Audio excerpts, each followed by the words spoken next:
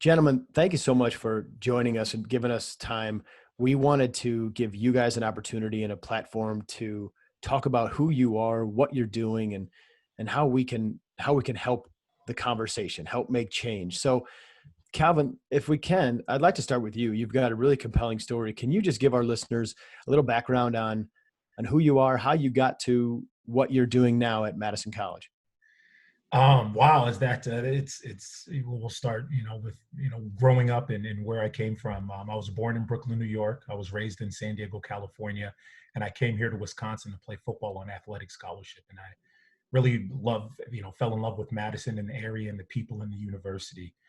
As time went on, I eventually moved to Texas, and came back here to Wisconsin to be a Dane County deputy. Um, I then went on to be a police officer with the Sunbury Police Department, and now I'm a full-time instructor at Madison College, teaching in the criminal justice program, and I'm the lead defense and arrest tactics instructor for our law enforcement academy. So there's a lot of things that are kind of going on now. I've started a consulting firm for workplace violence training and active shooter response, as well as cultural competence and implicit bias training. So there's a lot kind of going on, and it's all really based off of the experiences and the education that I received at the University of Wisconsin. Yeah, when we kind of learned about what you do in our community, you were a no-brainer to have because of the perspectives you have. And then you just told us that your wife is a nurse at UW Hospital. So you've got, if we want to talk pandemic, we got that covered now too. Absolutely, absolutely, and it's something that I get a unique perspective from someone that's really on the front lines, and I'm just honored to have a strong and beautiful and leader as a wife, who's Kate. So thank you. Well, we appreciate your time on this, Mike. I want to give you the same floor. Can you you've got an interesting path to where you are right now too. Can you give our listeners kind of a little bio on who you are? Yeah, so born and raised in Milwaukee, Wisconsin. I was fortunate enough to come to Madison on both an athletic track and field scholarship as well as Boys and Girls Club, Harry Sorf Scholarship through Boys and Girls Club of Greater Milwaukee. So Boys and Girls Club has always been closer to my heart, and that's one of the reasons why I chose Wisconsin over some of the other schools that gave me simply athletic scholarships. The ability to be able to come here and be more than just an athlete has always been something that has been important to me. Fortunate enough to be a walk-on Coach Ryan's first 2002 Big Ten championship team. So being able to Yeah, I be a want those stories. I want those stories later. Okay, that might be a different podcast. I want those Bo Ryan stories later. I swore secrecy to Bo and the team on that one, but no, it's being able to be a part of the history. Two programs so prolific, such as men's basketball as well as men's track and field and cross country, has just been an honor for me.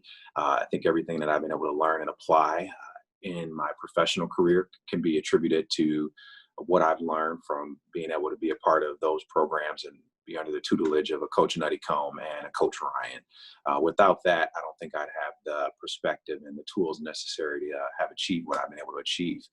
With that in mind, I was able to have a successful career in sales, both in the medical sales side and as well as financial services, working in between that. I actually came back and got my MBA, went through the full-time program at Wisconsin School of Business, specifically through the Consortium School for Graduate Studies, with Wisconsin being one of the founding schools in that program, one of the best programs in the professional degree marketplace. So I do give the Wisconsin School of Business a bow for what they've been able to build there, that, like so many programs at UW, go under the radar despite the success. Was able to build a successful career at Northwestern Mutual, rising to the ranks of Chief Marketing Officer, Chief Development Officer in one of our largest regions in Houston. Always staying closely connected to the university, whether it's working behind the scene with some of the student athletes that had gone on to have successful careers in the professional realm, to working behind the scenes with the athletic department. It was a no-brainer for me to be able to come back here and just given my roots and really start to grow in a different space of athletics. So happy to be back here. Wife is similar to Kalvin. My wife is in nursing as well. So she's a nurse practitioner by trade, and she's now full-time faculty in the School of Nursing. So you got some strong women as the backbones of these households, for sure. But just happy to be back here. I think the timing is perfect in our lives and what's going on within the realm of college sports. Well, guys, thanks again to both of you for taking the time to be here. I think we can have some really important and impactful discussions today. The reason that this has all come to the fore, I mean, obviously and unfortunately, these issues are nothing new, and you two know that as well as anybody. We've seen what happened recently with Ahmaud Arbery, Breonna Taylor, but the death of George Floyd is what has really sort of the match that lit the fire we're seeing out there right now. What was your reaction? We'll start there. What was your reaction when you saw the video of what happened to George Floyd? What I would say to start is having grown up in a household where my parents were born in the 40s, my father born and raised in Alabama, Mobile, Alabama, in the 40s and 50s, my mom raised in Chicago, as well as Louisville, Kentucky around that same time. And having grown and become successful in their own right, they've done a good job of educating my sister, my brother and I on overcoming overcoming. Being able to, you're going to have to overcome obstacles in order to be successful, but never put on blinders so much that you ignore what's going on around you, even if you're not directly impacted in that moment. When I saw George Floyd, I immediately thought not just of Rodney King, which was in my lifespan as an equivalent moment of shock relative to police brutality. I thought about Emmett Till. I thought about those. There's multiple times in history, throughout history, where you've had that one moment that just the brutality and the nature of the brutality forces the country to just pause and reflect and really look themselves in the mirror. And I think that George Floyd, with the world being on pause and because of COVID, gave us an opportunity to really have that moment of reflection and really ask ourselves,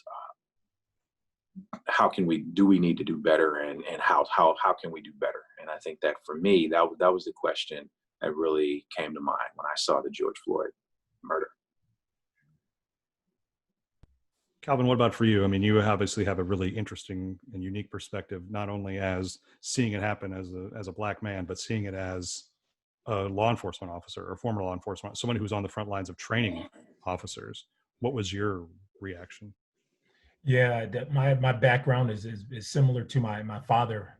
Was a sheriff's office, a deputy in San Diego, and growing up in Southern California in the early 90s, especially around the Rodney King incident and others, I was able to really talk to my dad and get a perspective from that as a Black man in law enforcement, but also as a law enforcement officer. So I was able at 10 and 11 years old to have these really grown-up conversations with my dad about things and how it affects our culture and our community and things moving forward. It is watching the video. I still have a heavy heart, and I'm still very emotional when it comes to it. When you hear his pleas, and then the anger sets in when you see the total disregard for Black life, not only by the officer that murdered him, but by the officers that stood by and did nothing. And as a lot of times people ask about me, being a police officer and a Black man. At the end of the day, I'm always going to be a Black man living in America. And even when I have the badge on, I'm still a Black man in America. And even though I still am a part-time police officer with the Wisconsin State Fair Park Police, I still live and feel the effects of the past 400 years of this country. And there have been times where things have happened to me where I just sit here and I shake my head, and the death of Mr. Floyd has really shed light on the past 50 years of law enforcement, and is putting it in a direction where change is coming. And change just doesn't start with the Black community, but with us as a whole. And that's why I think things are moving forward in a great way, which has kind of sparked this conversation. So as a law enforcement officer, I was upset. I was very angry. And I found myself screaming at the video. As a trainer, I'm very vocal when I train my recruits in the academy. They know my voice and they hear it all the time. And I just felt so helpless sitting here watching him slowly die in the way that he did. Taking everything that's happened, it is I'm bearing the burden. It is on my shoulders as a trainer of law enforcement officers to do everything that I can to prevent the next George Floyd from happening. And it not only starts with the actions of the individual officer, but it goes on to the culture of law enforcement that has created this current situation that we're in.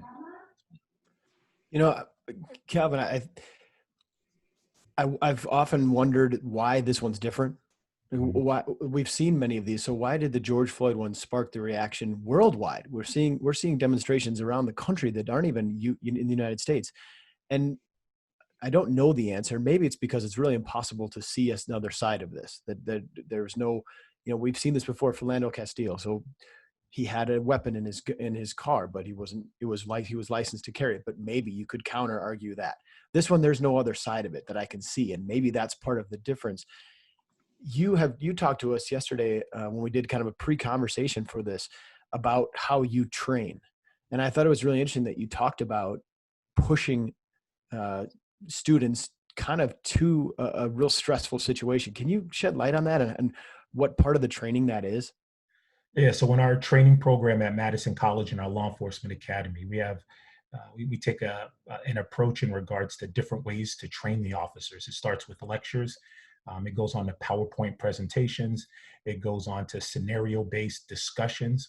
And then the final level of that training is actual scenarios. And the scenarios are based on a variety of different incidents from a domestic incident, involving two individuals, from a car accident to a vehicle theft, all the way up to a combative and physical person.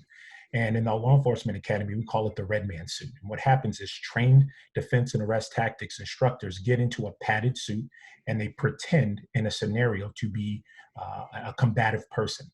And in these scenarios, it is our job as instructors to really push students or the recruits outside of their comfort zone, because we believe you will face the biggest amount of growth when you're taken out of that comfort zone. And in these scenarios, we do that. We do it mentally and we do it physically. And in the process of doing that, we really see the true interior thinkings and backgrounds of people, because under stress, we see your true colors. And we take that as an opportunity to treat, to learn, to course correct, but identify if possibly this isn't the right field for you based off of your behaviors, your continued behaviors throughout stressful situations. So this really gives us an opportunity to really identify, people with underlying biases,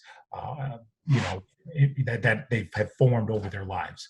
So it's very intense. It's very stressful, but it allows us to identify and put out on the street the best officers in regards to communication, physical fitness, but also problem solving too. Can we stay on this topic for a second? And we hear the term systemic racism, and we hear that term thrown out in terms of police departments.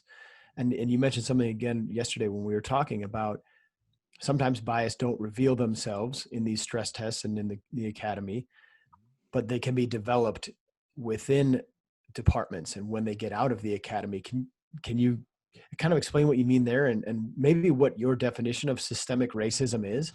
Right. Well, first off, the culture, we talk about this in my intro level classes, is the cultural transmission theory. And what this is it's a theory that people learn their behaviors and their typical norms based off of the people around them. And with that could be from whether you're a baseball player, a basketball player, a teacher, a farmer, and in this situation, a law enforcement officer. Now, we can do all we can and stress them out and test them to the highest ability in the academy. But if the environments and the cultures to which they're going to once they graduate harbors things or doesn't stop things that we see in systemic racism from happening, then it just kind of grows. And that's what we talked about yesterday in regard to the actions of the officer that murdered George Floyd. He was a police officer for 19 years. Over that 19 years, he has said or seen or done or posted things that has shown his true intentions. And the sad part about it, or the systemic part about it, is that his partners, his friends, his family members, his supervisors have noticed something. Now, again, he wasn't waving a racist flag or waving, I don't value Black lives flag, but over that time, there were clues that were left. And when those clues aren't taken, aren't investigated, it leads to something like you placing your knee on the back of an African-American man for almost 10 minutes until he slowly dies. And that's the systemic part of the issues that we see in law enforcement. It's the culture that doesn't necessarily encourage it, but it doesn't discourage it, and it doesn't identify it, and it doesn't make it transparent to the community, and especially it doesn't get rid of it. And that's the systemic fuel that's continuing everything to happen. So, Mike, for you, what's been your reaction to the reaction and seeing how passionate the reaction has been? And you kind of alluded to the idea that we've all been sort of captive, and that COVID maybe helped spark this because we're all paying attention more. But what's been your reaction to everything that's happened? Make no mistake that you do see people responding to police brutality. But when you talk about systemic racism, it goes beyond police brutality. By definition, systemic, we're talking about racism being in the bloodline of America. And how do we address that issue of it being systemic in the face of clear examples? And when we talk about police brutality, we're talking about a clear example of not police brutally killing unarmed African Americans. We're talking about the lack of accountability that comes with that. So what you see is individuals responding to that piece of it.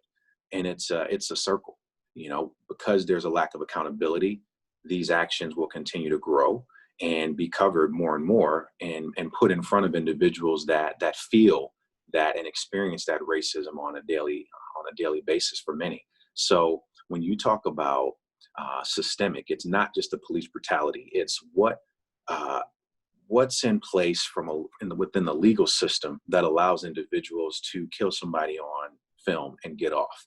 Because if we have a set of laws that allows an individual to still have some level of reasonable doubt, then we need to reevaluate what those laws are, because they too may be outdated in nature. Who are the individuals that are trying them? What's the bail structure set up look like so that an individual can be out on the streets after committing these crimes, or allowing these crimes to be committed, is very much on trial within the Black households, in the realm of the protests that you see, even more so than the act of that was actually caused. So these are the things that we have to really take a look at. Go ahead. You got a question, Brian? Oh, so that's something that I think we've got to be mindful of when we talk about how do people reply? How are people responding? You're responding to the fact that this is an example that sits beside many examples that you experience relative to systematic racism. For some, it may be, you often hear in corporate America, it's death by 1,000 cuts. And they see that and experience this, and on a daily basis, they don't know how to communicate it. They don't know how to get others, their peers, their quote unquote allies, to understand their perspective. And when you see moments like this, it is a punch in the gut and it brings about the realities that you experience on a daily basis. Make no mistake, it's about holding police accountable, but it is not calling police as a whole criminals. So when you talk about the flag and patriotism, everyone has a right to define patriotism in their own regard. But make no mistake, the protests that are occurring are, if anything, I think, a demonstration of individuals exercising their rights as Americans, which I think is the ultimate form of patriotism. It is not about the flag for many of these individuals that's out there, but you do have a society where we've weaponized politics, we've weaponized the media, we've weaponized police and race, and these are bullets that are, in a magazine that are being fired right now, and it's causing individuals to choose sides. But make no mistake, that's also a cop-out for some as well. So you've got to hold individuals accountable by keeping them laser focused on what we're talking about. And what I love about the conversation right now is we're seeing that being done in a way that hasn't been done in the past. 5 years ago, we were talking about Black Lives Matter, and we were able to quickly turn the conversation to a multitude of other things. Right now, you're hearing companies, organizations, public, private, call it what it is. And I think that focusing on racism, focusing on how racism institutionalized and systemic within our American culture and systems is what we're focused on finally. So my hope is that we start to have deeper conversations around that subject matter, and stay in that vacuum, and don't allow others to get us sidetracked and start to focus on other talking points that can be a distraction. These issues are, Mike, and you've just brought light to it. There's so much complexity. There's so many layers to all the things that go into what we say is systemic racism. It's beyond just the police brutality. It's beyond just what we've seen on TV. Mm-hmm. These are complicated issues for us to discuss as adults. Mm-hmm. How do you have conversations with kids about what's happening? Like, what kind of questions are you getting from your kids, and how are you having those conversations? Because I think they're challenging for everybody, a middle-aged white person like myself or Patrick, let alone the conversations that you guys have to have with your kids. Just can you shed some light on the challenges you face there? Yeah, it's interesting. I think when you start to talk about the conversations you have with kids, that's an easier one. I think that you teach them the same principles that you were taught in terms of love thy neighbor. You treat everyone equally. I think fortunately for us, our kids are positioned to hopefully and obviously we're optimistic, have a better outlook on the future, and be able to avoid some of the potholes that we've had to experience relative to things such as systemic racism. I think the work that we do as fathers and professionals are positioning our kids and our families to have better opportunities as a result. For me, it gets back to the adults. We've still got to have tougher conversations, and the harder conversations that we're having are with adults, because you can't have an adult. The adults have to have that conversation before they can have an effective conversation with their kids. And it's not just a conversation that centers around politics, race. It's okay. It goes into academics. It goes into the educational system. It goes into the individuals that you choose to create your social network around, and what are the driving factors of that.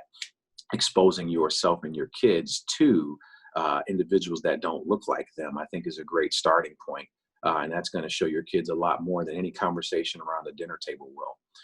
I was fortunate enough to grow up in a cul-de-sac that had 5 homes, and two of the families were African American. So I grew up in a much more diverse environment. And I think when you look at the experience those kids have relative to race, it's probably different than others that. So it's all about exposing yourself to and exposing your kids to diverse markets and the diverse experiences early on. That's the best teaching you can give them. Ultimately, they're gonna see how you act. If they see you are only surrounded around individuals that look like you or think like you, that's what they're going to learn. They're not going to learn what you tell them. They're going to learn what they experience in your actions. So it's important to be mindful of that as adults. Kids will learn what they see, not necessarily what you tell them. That's a little bit of the model that Kalvin was talking about of the police academies, how they learn behavior through the people that surround them. Kalvin, have you gone down to the demonstrations at all? Have you witnessed what's happening in Madison? Yes, I was down on a Saturday, and I took my family down, and we were able to see it. And I thought it was important for them to see, to hear, and to feel the energy of the thoughts of our community. And that was something that I think was more than anything that I could ever say over the dinner table. I think Mike did a great job in an elegant way of putting exactly that. The children will do exactly what they see us do. They will emulate us no matter what they say. And that's the truth. And as a parent of biracial children, my wife is white, they have a hard time at times understanding exactly where they fit or what's exactly happening. And it is our job as parents to talk to them and show them the right way to do things, because we feel as a family, we have adult conversations with both of my daughters. And the way that we see it as a family is that if we aren't having these conversations, kids at school are going to have these conversations. Social media is going to have these conversations. So I'd rather them hear and see it from me than try to explain or undo what the kids on the playground explained to my daughter what that was. And so when Mike also did a great job, he hit on it with the systemic issues and things that are happening that we've just been doing it. I feel in my intro level criminal justice and corrections class that it is my job as an instructor to change the perspective of the students that are sitting in the classroom. And that's what I do in the law enforcement academy as well. It's very hard to take an 18-year-old or a 19-year-old and tell them what to do. But if you change the perspective or the lens to which they view something, something that the George Floyd death is doing right now for white America, when you change that lens, people understand it and they get it. And Mike talked about it with, just because we've been doing it the way that we have, that doesn't mean it's right. And I'm reading a book actually from an instructor or a professor that wrote a book that I had as a professor at the University of Wisconsin. It's called Beyond the Prison Industrial Complex. And in there, he talks about what's called trained incapacity. And what that is that people become so set in ways and practices in a bureaucratic system that they do what they're doing, but they never take the time to stop and think, is it right? And an example of that is Plessy versus Ferguson, which was passed by the United States Supreme Court in 1896, which made it okay for states to have separate but equal facilities, including in schools. And it took until 1956 with the Brown versus the Board of Education for us as a society to say, this is wrong. And looking at that, and on to the point what Mike said, is people realized that in 1912, they realized that in 1920, they realized that in 1930, they realized that in 1940, they realized that in 1950, but it didn't come into effect until 1956. And that's the point. And as an educator, it is my job to look at the system to which we've been training these officers and look at it from a different perspective to see is this right? And if not, we need to change it. I think a lot of people right now in particular are wondering, so what can be done? What are actions instead of just words? And, you know, I think Brian and I are struggling with that too. And as a university, you know, we're looking for ways to continue progress. I'll just open up for both of you. Is education the biggest piece to that in your minds? Because I've heard both of you talk about that in the last few minutes. So what I would say to that is education is at the foundation of it, but it also is, okay, it's access and opportunity. Do you have access to the best education possible? Because once again, you can't just say education is the key to all, and you take a look at the disparities that exist within certain schools in the Milwaukee public school system, within the Madison public school system versus others. So it's about access and equity around education. Do you have access to the best education possible? It's the equity really versus equality conversation. Exactly. So I think that's an important piece at the kind of the individual level. Education is absolutely important.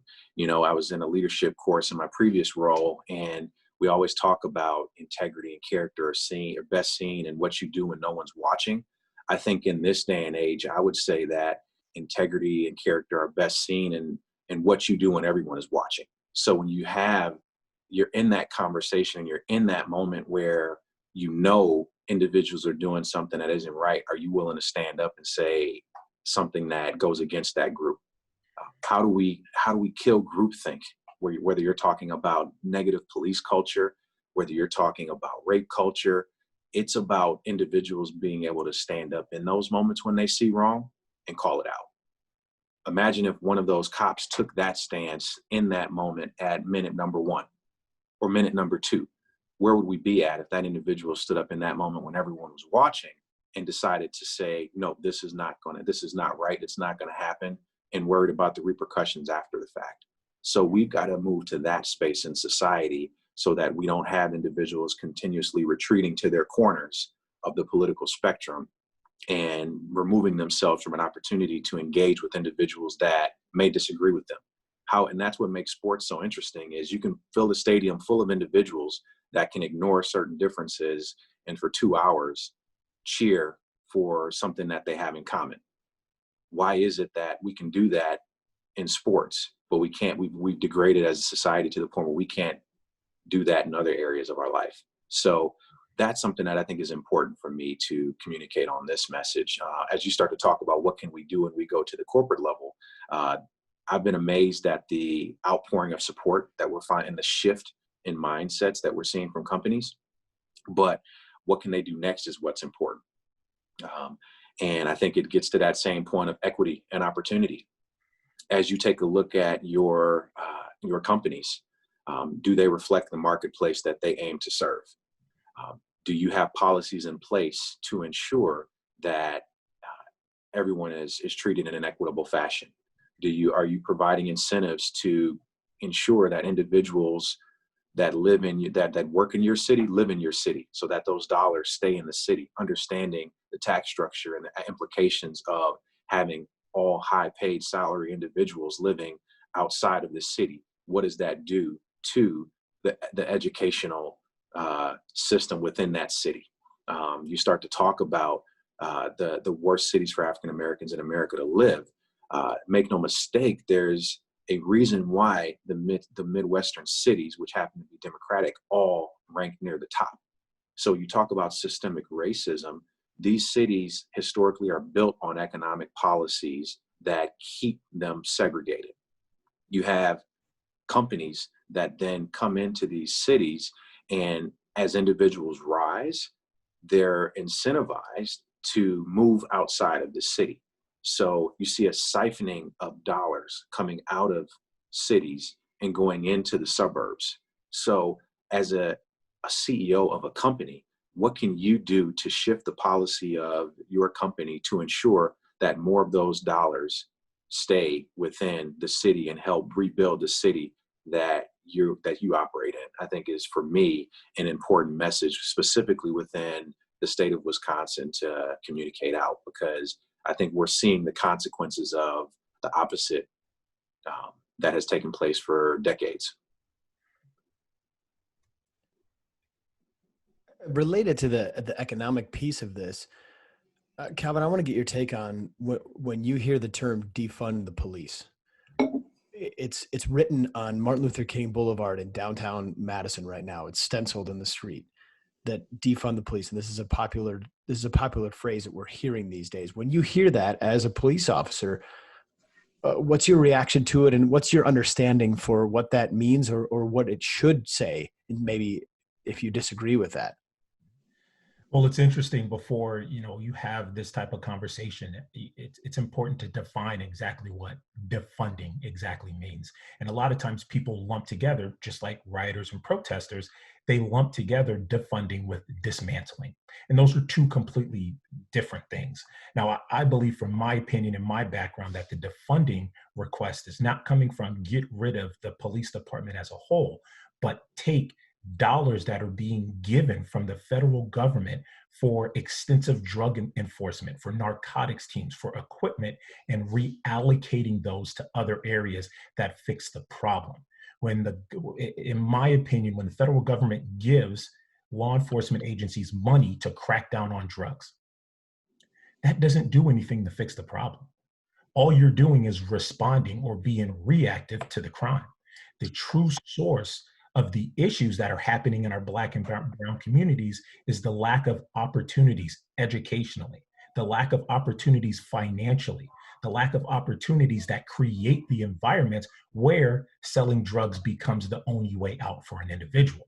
It's the same thing that I believe when it comes down to the riots. A lot of times with people that are rioting or looting, they look at the end result. As a police officer, there was cases that I would take in regards to retail theft. So the kids would be taking food. And this is a good example of shifting the thought and the mindset from the end result to the process. So as a police officer, I responded to a local convenience store, and there was a group of kids that on the same day, every week, would come in and steal. They stole chips, they stole candy bars, they stole sodas every day on the same week. every day on Thursday. So after about 3 weeks of Thursday, the owner would call, and we would come and I would respond. And instead of just writing tickets to the kids stealing, and instead of writing tickets to the parents, I looked at the motive or the reasons why they were stealing food. And once I realized that the kids did not have any food in their house and they were starving, that takes away my focus from the end result of the theft and puts the focus on the true source of the problem, which is hunger. And we all know if you're hungry, you're going to do whatever it takes to get that meal.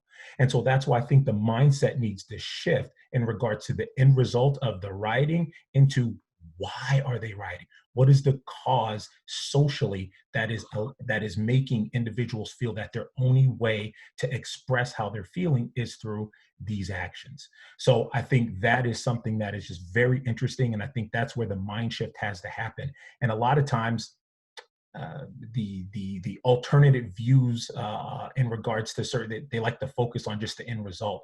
And I think the focus needs to be on the process and things that lead to it. So when they talk about defunding the police, I don't think necessarily it means getting rid of the police in certain situations. I think it means take money from things, from certain areas in crime fighting and putting it towards social issues that can help the underlying problem, not just the end result of crime. Absolutely. It's the leaky bucket analogy. And I think that when you take a look at, there's a saying, you want to see what someone values, follow the money. So if we take a closer look at these cities and we see, similar to our federal budget, 40%, 30% of the entire budget going towards law enforcement, going towards the military, you've got to ask yourself the question, at what point are we at a point of diminishing returns? And it doesn't mean that you diminish the value of those individuals. You've got to say to yourself, are we doing this at the cost of other things? And I think that really gets to the point that Kalvin is making. The cities only have so much in revenue. Same thing with states. So absent of raising taxes, how do we ensure that the dollars are being spent in a way that can help drive these communities forward? And if you to his point, policing is usually a response too. So if you're dedicating that much money to an entity that is responding, then that's where you get this the leaky bucket effect. And you can continue to pour more water into growing the police force, but you'll never be able to be full because they're trying to address an issue that's going to always degrade at a higher rate. Listening to both of you guys talk on these topics, I'm struck again by how much work there is to be done and how many sub issues out of this that sort of fall into the overall issue of racism that need to be addressed and fixed. How do you balance the idea that we can't fix all these things at once and there needs to be incremental change with hey, these issues are 400 years old. We've been dealing with them. And you can see it in the protests in the streets. People are fed up. They don't want incremental change. They want to make big changes right now.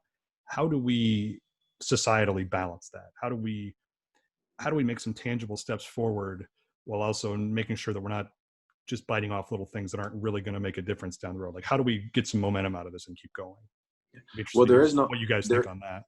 There is no silver bullet. If there were, I'd be sitting in front of a much larger audience right now if I had that answer. But I do take the philosophy that even you hear from Coach Alvarez, you've got to control what you can control in these moments as well. And I think it starts with personal accountability. I think we're seeing awareness being driven, and I think that is amazing. But it really does get back to personal accountability and really deciding on your own personal journey, what's the next step that you can take to demonstrate within your household as fathers. How are you going to ensure that your family is a part of the solution? Same thing with Kalvin and I in our households. Regardless of color, we've got to make sure that we're taking the necessary steps to ensure our kids have access to and take advantage of the access to education and equity and opportunities that are made available to them, while still understanding their role in the larger society. So it's easy to put your head down, put your blinders on, and take the approach of, you know what, you've got to worry about self first. But that's the most selfish thing, and I think the most unpatriotic thing you can do as an American is to put your head down and only worry about yourself as an individual. So really redefining what it means to be a patriot in America, I think, is what we're in the midst of. And I'm happy to see that, because we're moving away from, I think, more and more this notion that worrying about self is, and those who are only important to me is what matters most. And absolutely, and that goes towards with the message that's coming out, and I've been, a lot of my friends and family members that are white have been reaching out, and the first question is what can I do, what can I do? And I think having a voice and identifying things and holding your friends and family and their thoughts accountable matters. Silence is violence, and that's the best term that I could imagine. That would people have been silent about the inequalities in our criminal justice system and society for so many years, and they think, well, it doesn't affect me, well, it's okay. No, it affects us all. And with George Floyd, we're starting to see exactly how that affects us. And so the messenger matters. So all of my friends out there that aren't African American, when you're at a dinner table and you call one of your family members out for saying something that's racially insensitive, that matters. And that's where that starts, and that's where it comes from. A corporate or law enforcement level, I think the mindset and the system needs to change. As I think departments sometimes fall into the realm of, well, we are diversified because we have hired so many or X amount of minority officers. We have X amount. But in reality, studies show the true determination of diversity is, how is your minority representation throughout your organization? What agencies sometimes do is they'll hire officers and keep them in low-level positions of limited influence. They're just being told what to do. This is where you work. This is your jurisdiction. This is your job. Where the true diversity comes in regards to policies, procedures, enforcements, philosophies is when you take minority individuals and put them in positions of influence. They're sergeants, they're supervisors, they're lieutenants, they're captains, they're trainers. And that's where the mindset will start to trickle down. It's hard to have a trickle down effect from minorities if they're already at the bottom. Where's it trickling to? It needs to be on top and trickle its way down to everybody else. So I think that is one way. The silence is violence. The messenger matters. But also to making sure that you have proper representation throughout your corporation or your agency that allows us to have a different perspective on situations such as use of force, report writing, and different things that may be considered insensitive or even racist. Yeah, accountability is important. Absolutely. On this journey, we must ensure that there's greater accountability that exists. But I think in order to move forward, grace must also be given for people to make mistakes, learn, and grow on the journey to become better allies. I think you have to gain an understanding of a person's heart is important in assessing how you respond to their words and actions. It's going to be important in ensuring that you give people space to grow and get uncomfortable, but also create a safe space for them to be uncomfortable. We can't take on this approach of continuously chastising every mistake that an individual makes, but you have to balance that with holding people accountable for mistakes that are made as well. And it's a tough balance, but I think it's a journey that is necessary for America if we're going to be relevant and leaders for our kids' generation.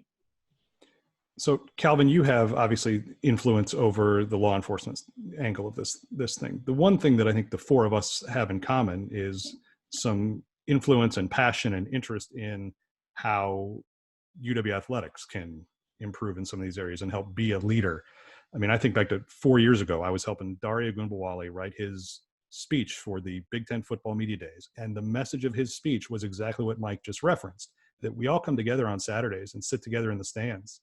And we put aside everything that makes us different, and we all have this single direction that we're pulling. And he also referenced that the same is true in the locker room, that, that we come from all these different backgrounds and all that goes out the window because we're all together and we're all pulling for a common goal. So I use the term badgers pretty widely here, meaning everyone who's listening to us, everyone that's a fan, everyone that feels a stake in this place. what can we do with what we can touch and what we can influence? I mean, you guys could probably start by talking about the Equity Diversity Council that the two of you are part of, and why you're involved in that and what that group can do. But let's spin this to what we can influence and how we can help as Badgers make a difference and go forward. So I guess my long-winded rant there, if start with the Equity Diversity Council and what that is and how you guys are involved in that and what you hope to gain from it. Yeah. Well, I think once again, what you're seeing in the department is a reflection of the steps that need to take in larger society. And it's ensuring that representation sits within all levels of the university to ensure that you've got the right perspective. What we recognized as a department, that it was important for us to expand our reach on the subject of equity and inclusion and engagement beyond those that wore the jersey and or work for the department, and really hear from some of our alums that are experts in this space. So we built a Equity and Diversity Council that actually launched in March. And the goal of that council is really to serve as an advisory board for the department to ensure that as we roll out new strategic diversity plan, we understand our blind spots and we address some of those blind spots with effective policy implementation. And it's something that's being led by the department, but having the support of an advisory group such as this that includes experts across a multitude of areas, such as law enforcement, and working with Kalvin, helps us ensure that we're not making decisions in a vacuum. And I think this group has proven very timely for us, whether you're talking about being able to seek counsel from them in terms of how we build a responsive action to everything going on, to once again, how do we engage with the broader community to ensure that they see that they're a part of this Badger family as well. And this council includes individuals across all of those realms, and we will continue to engage with them, and it includes students as well as members of our staff. We'll continue to engage with all of them to ensure that we take the right perspective on the decisions that are made to help move this department forward and stay ahead of the curve on this issue. Kalvin, why is it important for you to be involved in that? I mean, you're somebody, like you said, you've lived all over the country, mm-hmm. and you've wanted to come back to Madison. Obviously, this community in this area is special to you, but why are you particularly passionate about being part of this group? I'm very passionate and emotional about being a part of this group because I have a voice, and understanding the history of my ancestors and where that came from, and many that didn't have a voice or have influence. And me being in a position where I can bring perspective and I can bring a voice to the university is something that is just the utmost respect. And it's something that I feel is just one of the greatest accomplishments of my life. When I got in contact with Mike and found out that I was a part of this board, this is what it's about. It's about being in a position of influence. And again, coming from someone that wasn't a superstar, I didn't score touchdowns. I didn't sack quarterbacks much. I kind of played a reserve role throughout my life or throughout my career as a Badger, but to understand that I still can bring value, that is the difference between the University of Wisconsin and many other, higher educational facilities or organizations in this country. And that's what makes it great, that me as a reserve offensive guard and defensive tackle with great life experiences and education can come back and provide a unique perspective and philosophy to not only the athletes, but also to the staff of the athletes as well. And that's what's unique, and that's the best part of being a part of the board.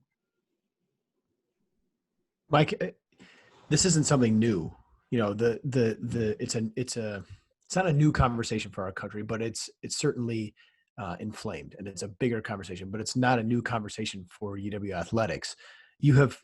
When did you start at UW? End of January. Okay, so your relatively fresh perspective into our athletic department, but you've seen that we have had a program in place. And so how are you working with student athletes? So you've got this council. With student athletes in particular, of all colors, what are you guys trying to put in place to give them resources and support? Mm-hmm. Well, I think it starts with giving them a voice. I think giving them spaces where they can engage with each other, where they can engage with the department at all levels, I think, is really where it starts. This generation, more than any that I think have come before them, maybe perhaps the baby boomers would argue this, are really pushing at an earlier age. Their awareness of what's going on is very heightened at an earlier age than some of the previous generations. Giving them a platform to engage is very important. Making sure they understand that not just in rhetoric, but in action, we see them, and our goal is to help them grow to become more than just a student athlete, but grow as leaders, and making sure that they have resources dedicated to them, and support from our team in terms of full-time staff that are dedicated to enhance their experience here as student athletes is of our utmost priority. And how that's taken place, it's a dedication of staff, it's dedication of resources and time at all levels from leadership to engage with them and really hear their voice and respond to what their needs are, whether it's missteps on behalf of the department to things that are aligned with innovation that just fit with them. So specifically speaking about Homecoming 2019 to our innovation around our Ford 360 app. Engaging with the students at all times is very important so that they can see we're not just coming to them with a finished product and asking them, hey, what do you think? But allowing them to be involved along that journey is important. That was the impetus of the council as well. We don't have a council that exists with EDC that's designed to just approve policies that we bring them. This is a group that is involved along that journey with us to ensure that every step of the way we have the right perspective and we're aligned with the broader community. As we wrap up, and I kind of want to kick it back to the big picture and give you guys a chance to give your thoughts on how do we take this very powerful moment that we're in right now and make sure that it doesn't just become another of those moments where we hoped change would happen. I mean, Mike, you referenced Emmett Till way back when. I mean, how do we keep this going? Because we're still in the middle of a pandemic. It's the presidential election year. Like, there are things that are going to disrupt the news cycle and take attention away from this. How do we keep using this as a force for real change, in your opinion? Yeah, well, in the department, I think what we're doing is making sure that we have continued conversations that are very targeted around these subjects, ensuring that it's not just a one and done discussion, but also making sure it moves beyond discussions as well. So creating opportunities for trainings, creating opportunity for roundtable discussions for individuals to engage, creating opportunity for us to engage deeper in the community, creating opportunities to work closely with the various community entities such as the police department, City of Madison, to ensure that our student athletes, in particular our Black student athletes, feel like they can have the exact same experience as a student athlete here in Madison as their white peers, are things that are set as priorities for us. And I think it goes back to my earlier statement. You start with what you can control. I think Kalvin and I are demonstrated that this is important enough for us to have decided to build a career in this space. So fortunately, it's easier for us to answer the question of what do we do next, because it's what we're waking up to every day. But as we speak to the broader community, I think it starts with those that you sit around that table for breakfast, lunch, and dinner. All three breakfast, lunch, and dinner right now. But those that are closest to you, how do you engage in conversations with them? But how do you also seek to understand as you go out and have these conversations with people that aren't as close to you, is going to be what I think is the most important step in the process. We've got to keep that front and center and challenge individuals on a daily basis to have those uncomfortable conversations with a heart that seeks to understand, not one that seeks to confirm their own beliefs or seeks to listen with an intent to reply. Right. And that Mike, you bring up a great point. I love that a lot of times when people are in conversations, these courageous conversations, or in disagreement, they really don't seek to learn. They're just seeking to insert their opinion and their thoughts. And they're not taking time to reflect and listen and process what's being said and making a decision off of that. And I think that's something that matters. I mean, Mike, you coming back here has been has really influenced, me personally, just in regards to looking at the position I'm in and seeing how I can control, like Coach Alvarez says, what I can do, but not being complacent in the position that I am in training and looking to get in a higher position within law enforcement so that I can extend that perspective and that philosophy of being a Black man in America and an officer and having biracial children.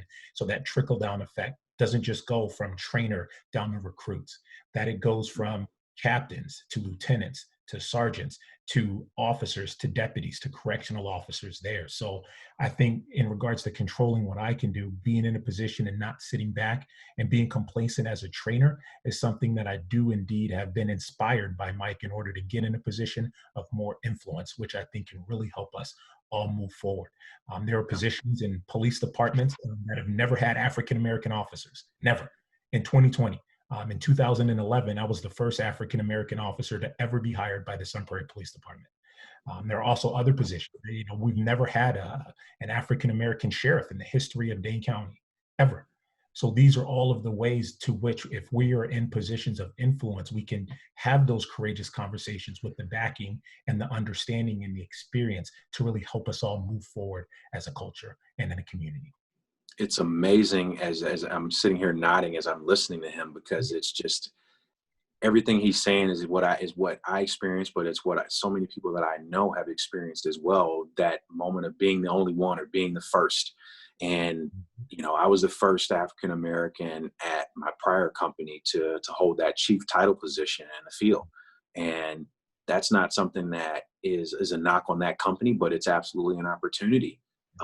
And there's just so many other examples of that. And how do we move beyond that, I think, is going to be so important. Seek to understand does not mean that you seek to agree. We as a society have got to learn how to disagree with civility. We get a failing grade as a country right now on that particular topic. And that's something that we have got to do better at, I think, as a society. But it starts with treating everyone equally. Guys, you've been really generous with your time. I think this is really important and valuable. And as a UW alum, listening to you guys, and you guys make me proud as alums who are very successful in what you do, regardless of the color of your skin, that you're both successful. And the impact that you're making is profound, particularly right now. And so I want to say thank you for coming on, and you keep doing what you're doing, because Kalvin, Mike, you guys are both leaders in our community. And so I appreciate that. Yeah, I think we're very fortunate to have the two of you in leadership positions that we are. That's clear from talking to you today. And I think now it's incumbent upon us and everyone that's listening to follow that lead and find a way to help us move forward as a culture. Absolutely. So thank you guys for your time. Really appreciate it. Thank you. Hey, thank you guys so much. Thank you.